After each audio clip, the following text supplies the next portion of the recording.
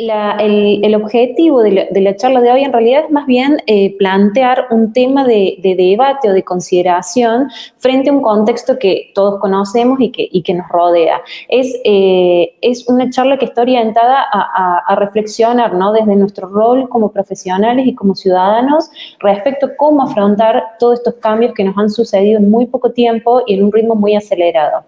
No sé si estaban viendo la presentación, yo desde acá no la estoy viendo. El tema que nosotros, que hoy quería presentarles, era un tema de investigación que iniciamos junto con la Universidad de la UPB, un grupo de la UPB, con Ana Elena Wiles, quien nos acompañó, formó parte de todo este proceso, y es empezar a pensar en un nuevo paradigma para la planificación de ciudades. Esta primera parte es un recuento de fotos en donde vemos las grandes ciudades generalmente aglomeradas de gente vacías, completamente vacías. Y es en este escenario que está fuera de todo contexto el que nos plantea a nosotros como profesionales la necesidad de repensar lo que son las formas, las acciones, los paradigmas de lo que tiene que ver con el desarrollo y la planificación de nuestras ciudades.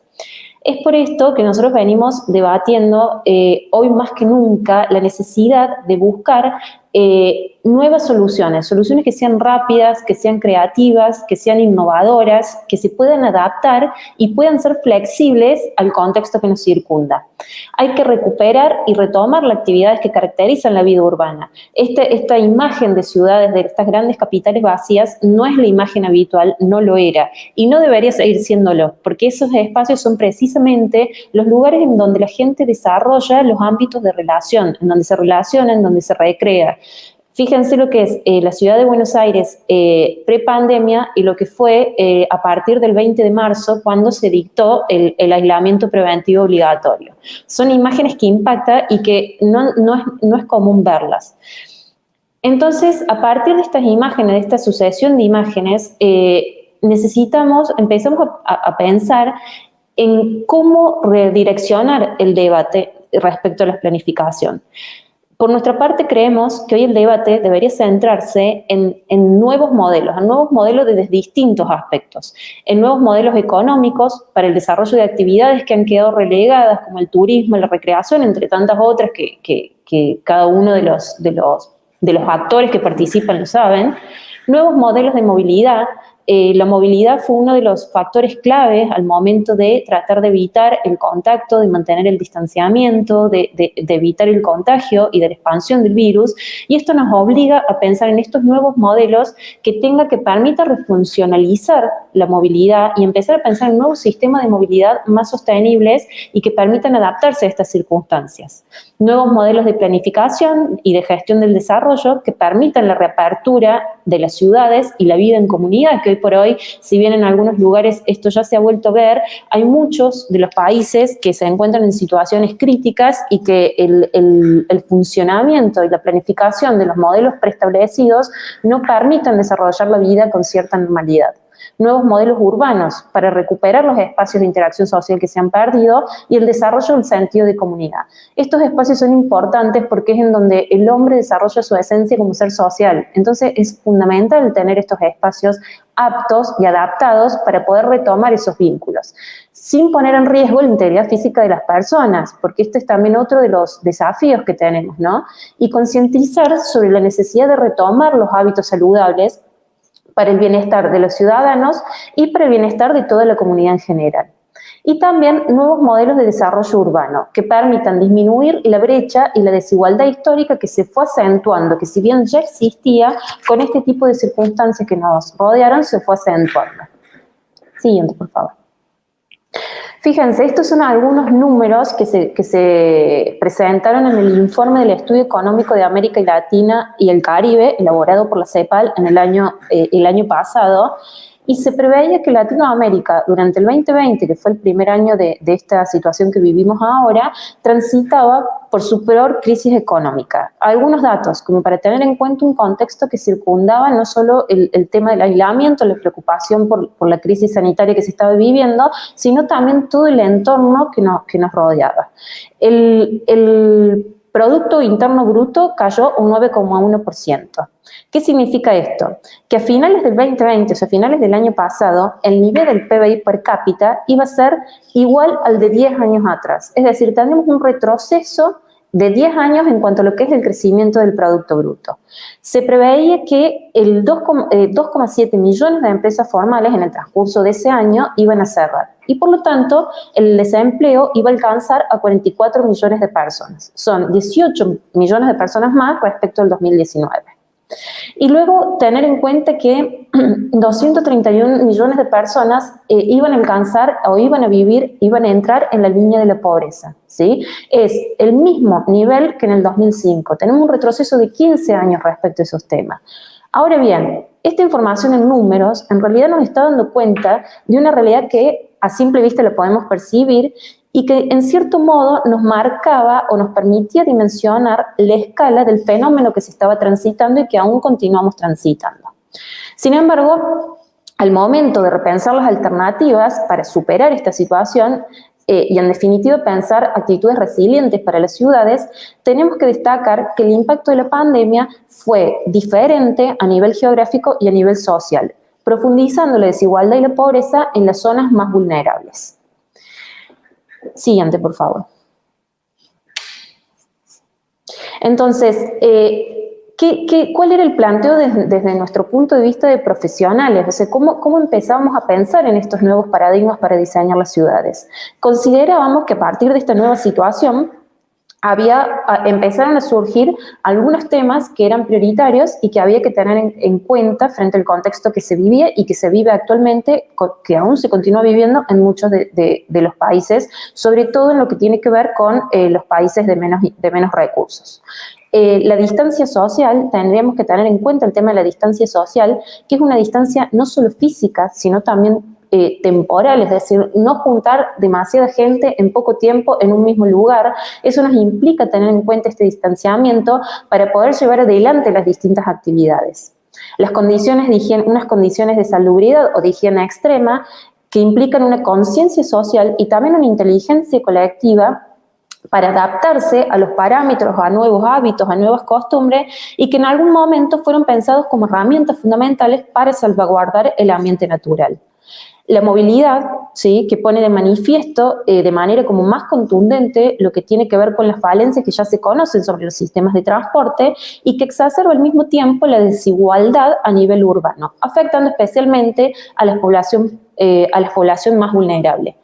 Y esto también nos pone de manifiesto la necesidad de planificar ciudades más compactas, descentralizadas o que sean ciudades repensadas para nuevas formas de moverse, en definitiva, que nos permitan disminuir la distancia y acortar los tiempos de recorrido. Y al mismo tiempo poder empezar a pensar en sistemas más sostenibles de movilidad que muchas veces por las grandes distancias que se recorren o por el largo tiempo de recorrido no pueden implementarse con demasiada eficiencia.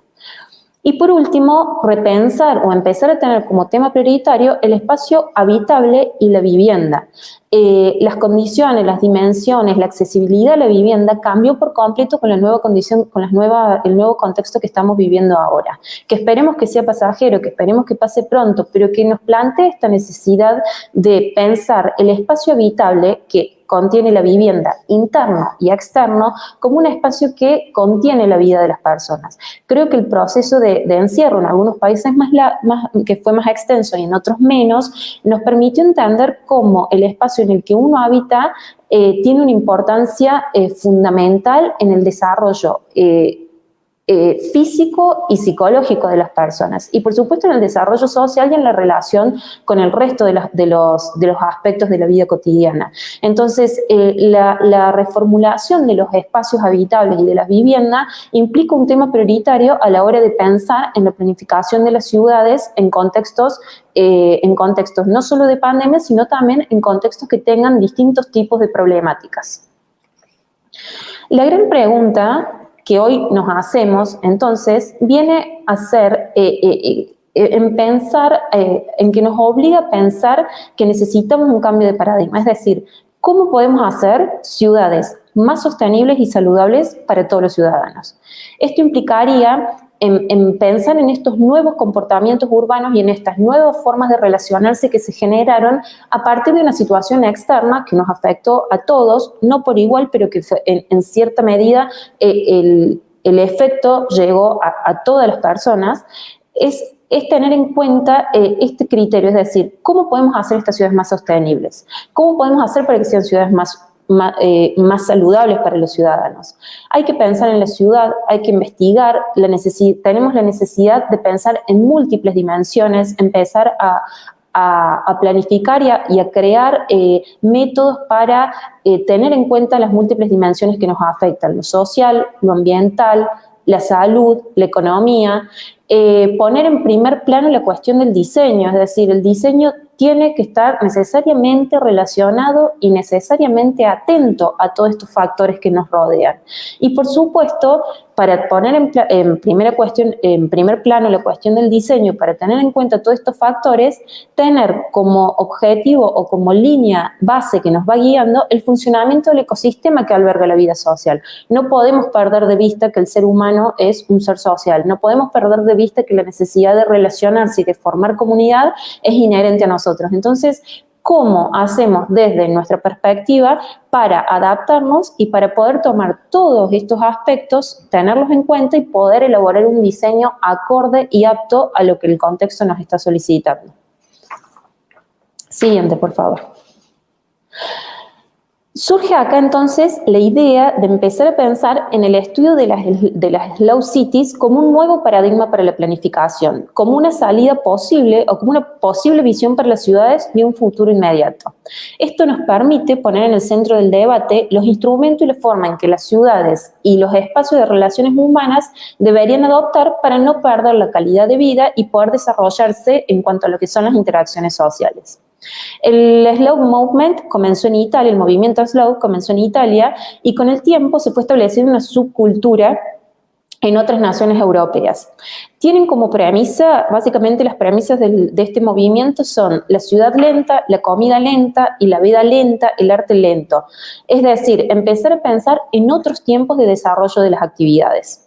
Hoy en día, este movimiento es una organización internacional a nivel mundial que procura, entre otras cosas, el desarrollo urbano sostenible. Esta perspectiva se desarrolla teniendo como premisa la conservación del medio ambiente, el detenimiento o la disminución de los efectos del cambio climático, y también se basa en un análisis histórico de la economía de expansión, el crecimiento de la población y el consumo de los recursos, siempre relacionado con lo que es la degradación ambiental. Es un movimiento que se deriva del movimiento de Slow Food. Esto empezó como un movimiento de Slow Food y tiene como objetivo también proteger y mejorar la habitabilidad urbana y la calidad de vida. Estas ciudades, las ciudades que están catalogadas actualmente como Slow Cities, son lugares donde tanto los ciudadanos como los líderes de estos espacios prestan atención a lo que son los pequeños detalles locales, la historia local, la cultura local, la producción local, y propone utilizar el contexto distintivo para desarrollarse de una manera más eficaz y más sostenible.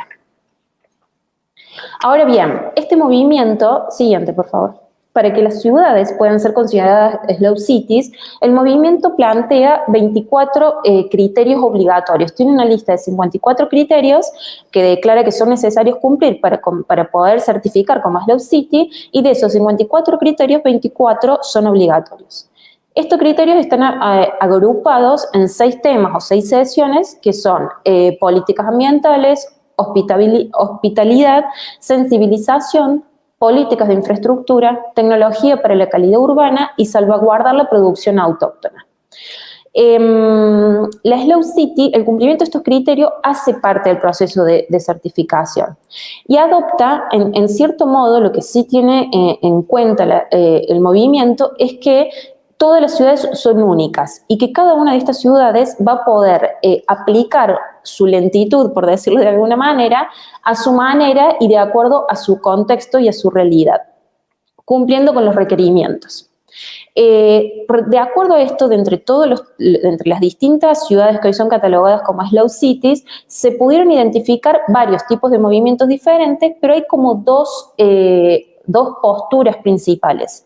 Por una parte, aquellas ciudades que parten de una visión alternativa y lenta del desarrollo urbano, propuesto a partir de nuevas prácticas para crear estilos de vida alternativos, y por otra parte, los que promueven más fuertemente lo que es la preservación de la cultura, las artesanías, el patrimonio y el medio ambiente. Entonces, frente a estas dos posturas, la pregunta que nos surge ahora, ¿esto fue posible de aplicar y de concretar en lugares o comunidades en donde las dimensiones son generalmente reducidas, que es una característica propia de las ciudades europeas? Ahora bien, si tenemos que trasladarnos a nuestras realidades en cuanto a las grandes capitales que tenemos al menos en Sudamérica, ¿se podría escalar el movimiento slow a las grandes ciudades? ¿Podríamos nosotros llevar adelante un proceso para aplicar cada uno de estos requisitos para que una ciudad de las dimensiones de Medellín, de Buenos Aires, de Bogotá, accedan a una certificación Slow City? No sabemos, probablemente sea muy difícil. Ahora bien, ¿qué nos permite esta pregunta? ¿Hacia dónde nos lleva esta pregunta? Siguiente, por favor. Esta pregunta nos lleva a pensar en determinados puntos que podemos tomar de este concepto. El objetivo de considerar la Slow City como un nuevo paradigma de planificación no se plantea como la necesidad imperiosa de cumplir con cada uno de estos criterios para certificar, sino más bien es postularlo como una visión a futuro para poder ir planteando los requisitos mínimos que se podrían empezar a adoptar y a adaptar a cada una de las realidades de las ciudades para alcanzar en algún futuro ese concepto de Slow City. Es simplemente marcarnos una línea a la que alcanzar y que nos permita planificar y desarrollar un camino para alcanzar esa meta o ese objetivo. No necesariamente con un papel o una certificación, sino simplemente ir mejorando las condiciones de vida que actualmente tenemos a partir de esta meta que nos estamos planteando. Ahora bien, para poder empezar a plantear una estrategia de planificación de este tipo para las ciudades latinoamericanas, tenemos que tener en cuenta que es necesario empezar a replantearnos distintos aspectos de la vida tal como hoy se desarrolla. Necesitamos empezar a plantearnos la necesidad de bajar el nivel de aceleración que se maneja en las grandes ciudades. Empezar a generar propuestas locales que permitan reducir las distancias de recorrido para poder trabajar, para poder recrearse, para acceder a los servicios. Necesitamos generar más espacios de participación ciudadana para poder fortalecer lo que es el sentido de pertenencia y de cohesión social. Es imperioso empezar a pensar en actividades económicas locales también, que nos permitan reducir costos, distancias, que pongan en funcionamiento una rueda productiva de mercado locales que también nos permitan acortar las distancias. Y también es fundamental diseñar, rediseñar, repensar y recalificar los espacios públicos en donde se desarrolla la vida en comunidad. Y por último, también en tener en cuenta la necesidad de pensar en medios de transporte o de movilidad que sean alternativos. ¿Cuál es el objetivo? Por poder empezar a reutilizar los espacios de movilidad masiva para devolver la calle al peatón y al ciclista, fomentando medios de movilidad más sustentables. En definitiva, la idea es poder bajar los procesos de escala a realidades más acotadas dentro de estas grandes ciudades, sin perder de vista la necesidad de fomentar las redes de trabajo para que se continúen desarrollando. Entonces, ¿cuál es la hipótesis de cambio que se presenta desde nuestra postura o desde el análisis que nosotros hacemos de la realidad que hoy tenemos y que combinamos con lo inherente a nuestra profesión o a nuestra área disciplinar?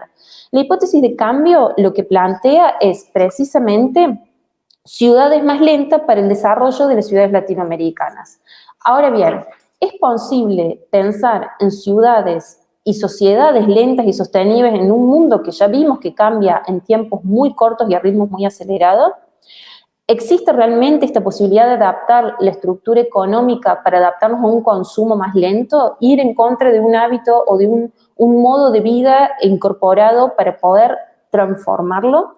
¿Podemos diseñar las ciudades para un comportamiento sostenible y considerar como práctica viable las slow cities en los contextos latinoamericanos? Todas estas son preguntas para reflexionar, para replantearnos desde la posición de los que cada uno vive y de los que cada uno tiene dentro de su área disciplinar.